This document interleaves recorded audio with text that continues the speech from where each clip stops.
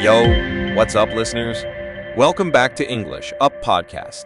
English slow and clear. How's everyone doing? Drop us a comment and let us know. Today, we're diving into the topic of how to think in English. Oh, thinking in English. That's definitely not a piece of cake, Dylan. When I first started learning English, it was a real struggle to switch my brain over to English mode. Totally get it. That's why we're here to help all you English learners out there. All right, let's get this English thinking party started. Layla, it's actually totally normal to not be able to think in English. It's just a habit. Our brains are used to thinking in the language we grew up with. It's natural. Plus, when you're learning a new language, your vocabulary might not be big enough to express all your thoughts. Totally. And on top of that, sometimes a lack of confidence can hold us back. We worry about making mistakes, so we might not want to think in English at all. But remember, everyone makes mistakes while learning. So, what can we do? Don't worry, there are ways to train your brain. Let's start small. Try describing your day in English.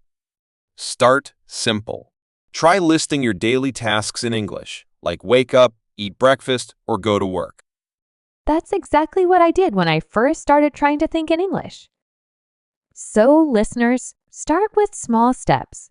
For example, right now you could think, I'm listening to a podcast about how to think in English.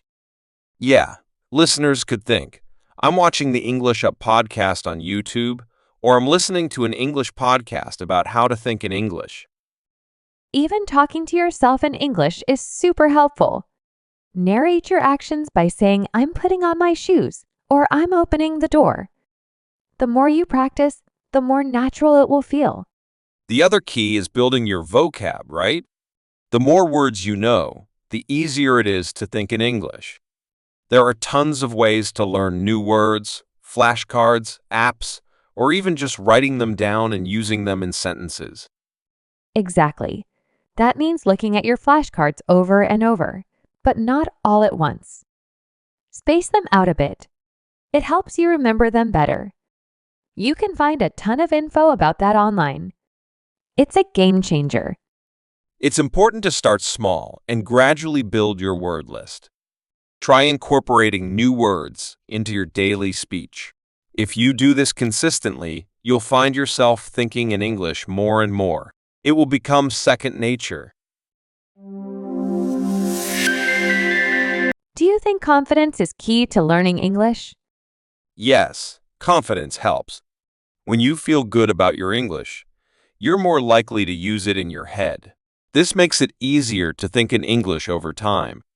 Is learning grammar different from thinking in English naturally? Yes, grammar rules are like instructions for building sentences. Thinking in English is like using those instructions to have a conversation. You can speak English without knowing all the rules. Do you have any tips for beginners in English, Dylan? Of course. There's a method I really recommend for those who find it hard to think in English. It's called immersion. It means surrounding yourself with English all the time to learn it better. This means you try to listen, read, and speak in that language as much as possible. Start with things you enjoy. Read a simple story in English, maybe with pictures. Or listen to music you love with English lyrics. Singing along is a fun way to practice. Movies are great too. Watch a familiar movie with English subtitles to connect the words with what's happening. The more you listen, read, and watch in English, the more your brain gets used to the language. Okay, so you are surrounded by English, but how do you start thinking in English? This is where talking helps. There are awesome apps like HelloTalk or Tandem where you can chat with native English speakers. It's like making a friend who can help you practice. Don't forget about English clubs or online groups. Talking with real people in a friendly space is a great way to gain confidence and start thinking in English on the spot. Remember, the key is to keep practicing. Even short conversations help your brain get used to forming thoughts in English. Learning a language takes time, like growing a strong, beautiful tree. You wouldn't expect a tiny seed to become a giant tree overnight, would you? Exactly. So be patient with yourself. Be proud of yourself for the small wins. Did you understand a whole sentence today? That's a big deal. Did you ask for a coffee in English? Great job. Even tiny steps forward are really important. Write down your journey. This can help you see how far you've come. Looking back at your achievements, even the small ones, is a great way to see how far you've come. It shows that your hard work is paying off. Reward yourself for doing well, even if it's just a tiny bit. This will help you want to keep learning English and make it fun. Learning something new is hard. It's okay to make mistakes. Everyone does. Imagine a baby learning to talk. They don't understand everything right away. You're like that baby, but with bigger words. Learning a language takes time. Some days will be easier than others. That's normal. Just keep practicing and you'll see improvement. Believe in yourself. With hard work, you'll reach your goals.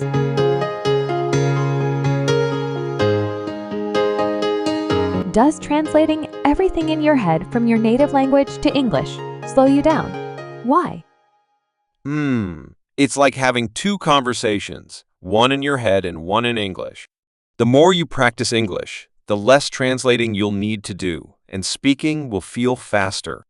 Should we focus on perfection when it comes to thinking in English? Not at all. Everyone makes mistakes when learning a new language. Focus on getting your message across, even if it's not perfect. The more you speak, the better you'll become. So listeners, don't be upset if you can't think in English right away. Keep practicing, celebrate your wins, and soon you will be thinking in English with confidence. Okay, let's recap today's vocab. Say it with me. This will help you memorize these words quicker and keep them in your head longer. Second nature. Second nature. Second nature. Second nature means something that is so habitual or familiar that it seems like a natural part of you. It's an activity that you can do easily and automatically without having to think about it. Example, riding a bike is second nature to me now. I can do it without even thinking about it. Consistently. Consistently. Consistently. Consistently means in a way that does not change over time, regularly, and in the same way. It implies a consistent pattern or behavior. Example, she has consistently outperformed her colleagues in sales for the past 5 years. Here are words with similar meanings. Regularly, repeatedly, continuously, invariably, and lastly for today vocab. Vocab is short for vocabulary. Vocabulary refers to all the words that a person knows or that a language has. Hey everyone, thanks for tuning into English Up. We hope you're enjoying the ride. Our goal is to help you think in English as quickly as possible. See you next time. Bye!